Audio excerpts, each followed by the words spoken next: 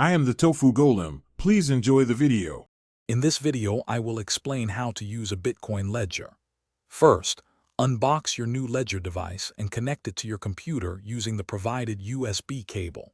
Follow the on-screen instructions to initialize the device, which includes setting a PIN code.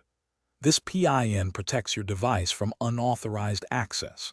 Remember to write down your 24-word recovery phrase carefully and store it in a secure, private location. This phrase is crucial for recovering your funds if your device is lost or damaged. To send Bitcoin, open the Ledger Live application and connect your Ledger device. Select your Bitcoin account and click the Send button. Carefully input the recipient's Bitcoin address. Double-check it for accuracy to avoid errors. Then, enter the amount of Bitcoin you wish to transfer.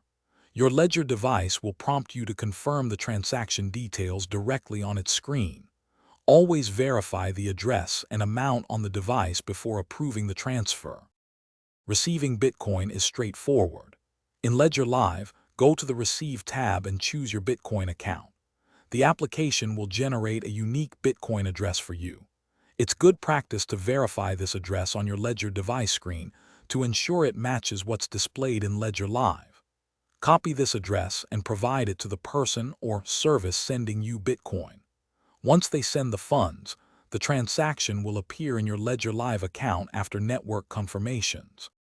For optimal security, never share your 24-word recovery phrase with anyone and store it offline in multiple secure locations. Regularly update your Ledger device's firmware and the Ledger Live application to benefit from the latest security enhancements. Always be wary of phishing attempts and only download software from official sources. Remember, your Ledger device is your primary defense against digital theft. Also, for those looking to deepen their financial understanding, check the description for a link to a great book and other deals. Thanks for watching. Consider subscribing if we helped you today.